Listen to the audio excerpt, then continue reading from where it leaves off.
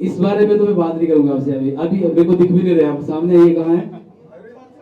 आप मेरा मतलब यहाँ पे परीक्षा लेने आए हुए, आगे आइए। परीक्षा नहीं, भोले के भगत है ना। हाँ जी, तो जरूरी थोड़ी ना कि मैं भोले की सारी बातें आपको सुनाऊं। रामायण तो पढ़ी होगी ना आपने। मैंने सब पढ़ा है, सब पढ़ा है, परंतु मैं इतना जरूरी नहीं समझता कि इस बात को मैं आपके सामने रखूं भी।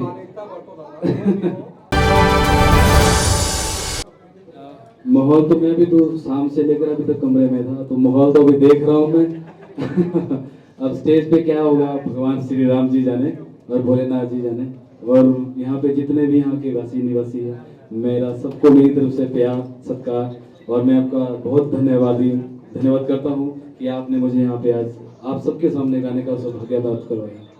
इसके लिए मैं मुख्यमंत्री जी का श्री भूपेश बघेल जी का धन्यवाद करता हूँ, और संस्कृति मंत्री भगत सिंह जी का, जिन्होंने आप सबके सामने मुझे आज गाने का सौभाग्य प्राप्त करवाया। और बस शाम को देखते हैं क्या। साहब आपकी काफी एल्बम आई है, भगवान राम को, भगवान श्याम को, चाहे राधा की हो। आज रायगढ़ में रामायण का महोत्सव हो रहा है, क्या नया? देखो, मैं नया मेरे लिए मैं भोलेनाथ जी का गुणगान करूंगा, और आप सबका प्यार चाहिए मुझे। ऐसा नहीं कि मैं गा रहा हूँ आप चुपचाप बैठे हैं, आप सब अपना प्यार देंगे तो मैं और अच्छे से करूंगा, और आप सबका प्यार चाहिए। बाबा, अरण्य कांड में भोले जी का क्या रोल रहा? हाँ जी, अरण्य कांड में भोले जी का क्या रोल रहा? इस बारे में तो मैं बात नहीं करूंगा आपसे अभी अभी मेरे को दिख भी नहीं रहा, आप सामने ये कहाँ है?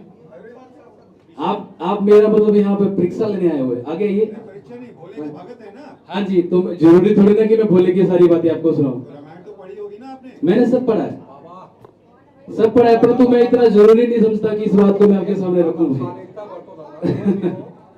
परीक्षा थोड़ी देर है जी। चलिए चलिए, हाँ, पूछिए पूछिए। नेक्स्ट।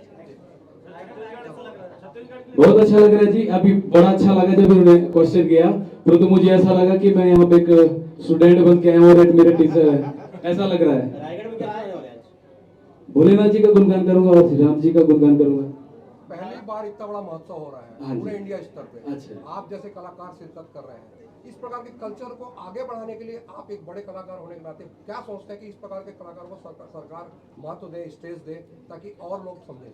मैं देखो, जरूरी नहीं कि आप बाहर से ही कलाकार लाइए, आपके क्षेत्र में भी बहुत अच्छे अच्छे कलाकार होंगे, तो अगर वो अपनी संस्कृति को ऊपर ले आ रहे हैं, धर्म को ऊपर ला रहे हैं, तो आप उनको मौका दीजिए। जरूरी नहीं कि बाहर से मंगवाए, आप अपने क्षेत्र के सभी कलाकारों को भी मौका दे सकते हैं।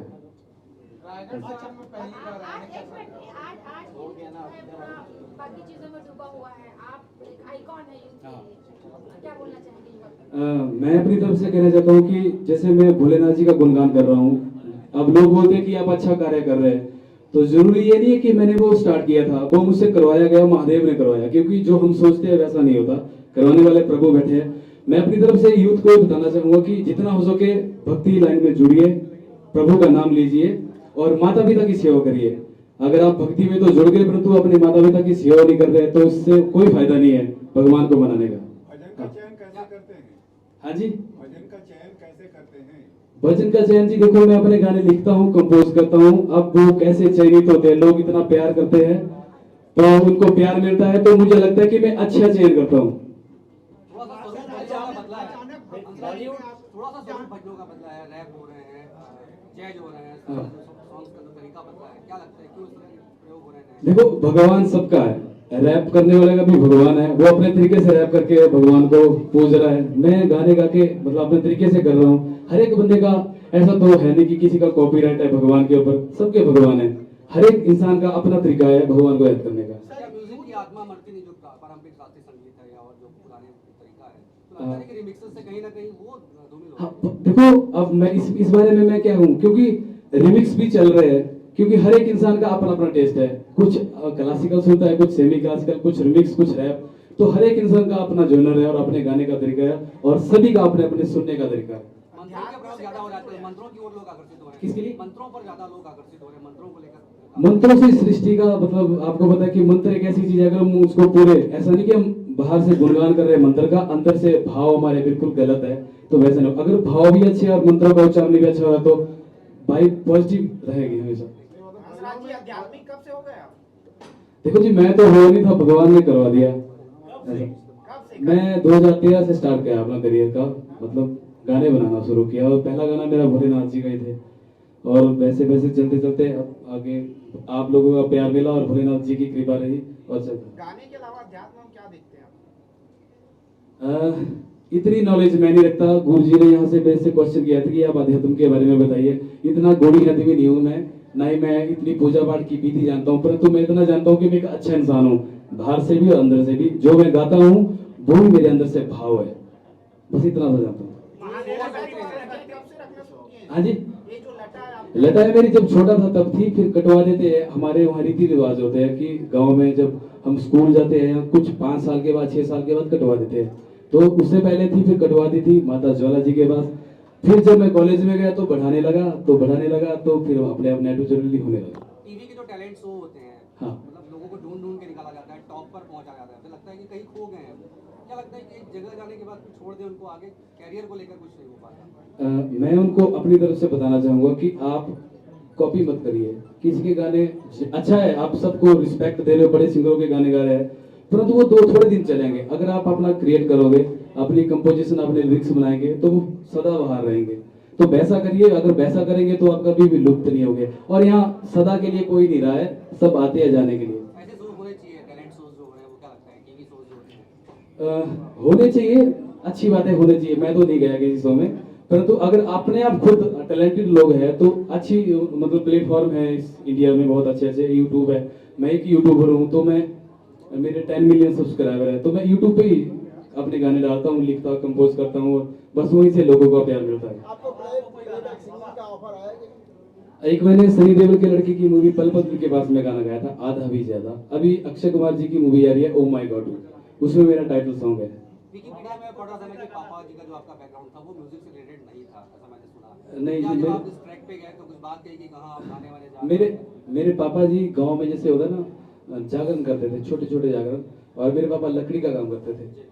और थोड़ा वैसे ही मैं उस मतलब माने कि मैं बहुत बड़े म्यूजिक के पीछे से मैं बैकिंग में है, तो ऐसा कुछ नहीं है। भगवान भोलेनाथ की कृपा थी और मेरे माता पिता के संस्कार थे जिन्होंने मुझे यहाँ पर पहुंचाया। हाँ जी, जो मैंने बनाया अभी तक वो मेरे सारे पसंदीदा है। आपको महादेव का भक्त कहा जाता है, तो महादेव से विशेष जुड़ाव का कारण? ये फीलिंग्स होती है भाई, इसको मैं कैसे जाहिर करूं कि वो मैं कैसे बताऊं।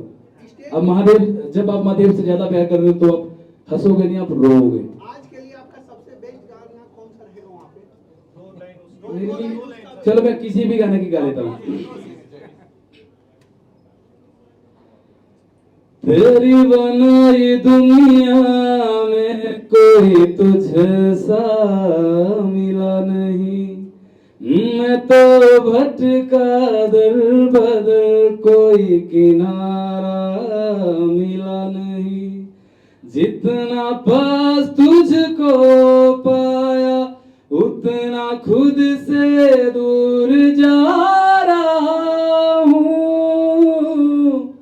शिव समा रहे मुझ में और मैं शून्य हो रहा हूँ। अरे माधव, इस भजन में आपने अपने शिव जी से भी तुलना की है। जब आप रोग सिधा जाते हैं तब शिव जी आपको जिंदा करते हैं, इससे क्या तुलना की आपने? अपने शिव जी को अपने आप से जोड़ा? एक कहानी आपने सुनी होगी, परंतु वो मैंने कहानी इस मूवी में दर्शाई, इस गाने में दर्शाई है, तो वो एक कहानी अलग साइड है। परंतु मेरे साथ कुछ ऐसा घटित हुआ है कि जहाँ पे मतलब बिल्कुल ऐसा था कि डूब जाऊंगा, वहां पे मैं तर गया हूँ, तो वो भोलेनाथ की कृपा है। शिव की आकृति बनाई थी आपने। में थोड़ा सा हल्का सा बताएंगे तो अच्छा रहेगा। किस बारे में? जो आप बोल रहे बहुत किस्से है, पूरी जिंदगी ऐसी है। हैं, एक किस्सा बता दीजिए। एक किस्सा बताएंगे तो अच्छा रहेगा।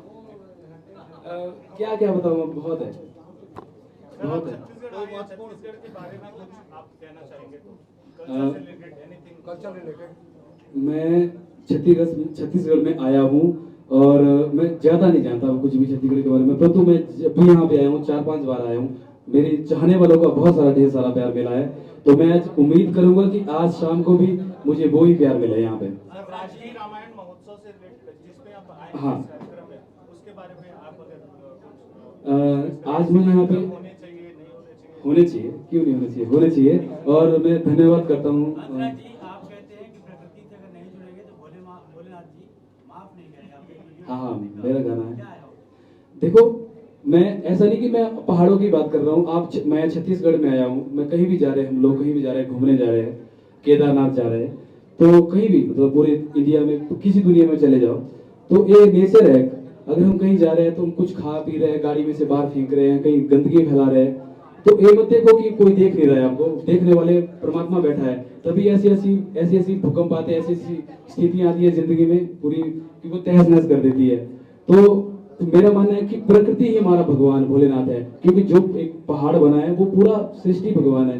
तो अगर हम उसको गंदा करेंगे तो वो कभी खुश नहीं होंगे, तो वो खुश नहीं होंगे तो फिर हम जिएंगे कैसे। जो होता था कि 10 साल पहले अगर हम चीनी भी खाते थे घर में ना तो उसका टेस्ट अलग होता था, आज वो टेस्ट नहीं है। तो हर एक चीज बदल रही है, सब कुछ बदलेगा। अगर हम प्रकृति के खिलाफ जाएंगे तो वो हमारे खिलाफ रहेगी और बस बीमारियां फैलेंगी। भगवान राम के बारे में आप कुछ बोले, क्योंकि रामायण राष्ट्रीय स्तर का महोत्सव हो रहा है और रायगढ़ में पहली बार पूरे इंडिया में। हाँ जी। क्या कहेंगे भगवान राम के लिए, जिस प्रकार उनका नाम है और राजा के रूप में बोलते हैं या भांजा बोलते हैं उनको? श्री राम भगवान जी का मैं सबसे पहले, मेरा नाम भी रघुवंशी है, तो श्री राम भगवान जी के बारे में मैं क्या बताऊं, बच्चा बच्चा जानता है जय श्री राम। और उनके बारे में उनकी तरह पुत्र नहीं हो सकता और उनकी तरह एक राजा नहीं हो सकता, मतलब उनकी बड़ी बड़ी बातें हैं, तो आप सब जानते हैं, मैं क्या बताऊं आपको। इसके नाम का राजनीतिक प्रयोग हो रहा है, हाँ जी। क्या कहेंगे आप अपने कलाकारों में बातें? देखो, अगर नाम का अधिक प्रयोग हो रहा है तो अच्छी बात है, हमारे भगवान है तो भगवान का नाम। राजनीतिक प्रयोग अच्छा, राजनीतिक, देखो राजनीतिक से तो परे मैं बिल्कुल कोसों दूर हूँ। मैं इस बारे में क्या बोलूँ, मैं जब भी भोलेनाथ का नाम लेता हूँ या श्री राम जी का नाम लेता हूँ तो मैं ये नहीं सोचता कि वो कौन सी पार्टी है, मैं बस उसका नाम पूरे भाव से लेता हूँ। इससे जोड़ना नहीं चाहिए राजनीति को, नहीं जुड़ना चाहिए। देखो, अगर भगवान को राजनीति से जोड़ेंगे तो मतलब फिर भाव क्या रह जाएगा, फिर तो भाव राजनीति ही हुआ ना कि नेता बनना है, ऐसा करना है। नहीं, भगवान श्री राम को अगर मान रहे हैं तो श्री राम भी तो देख ही रहे हैं। ऐसा जरूरी थोड़ी ना कि हम बात कर रहे हैं तो वो देख रहे हैं कि कौन राजनीति के भाव से जुड़ रहा है, कौन। छत्तीसगढ़ में भी आयोजन हो रहा है तो कहीं न कहीं राजनीति से जोड़ा जा रहा है। इसके बारे में मैं कुछ नहीं कहूँगा, मुझे कोई पता नहीं है। राम सबके हैं, राम सबके और हम सब राम के।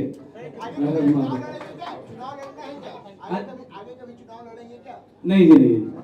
देखो, मैंने पहले भी आपको बोला कि हम नहीं, आप पूछिए। हम सोचते हैं कि हम ऐसा करेंगे वैसा करेंगे, वैसा कभी नहीं होगा भाई। कुछ जिंदगी में ऐसे मोड़ बोल आएगा तो कुछ भी हो सकता है। हर हर महादेव, जय श्री राम।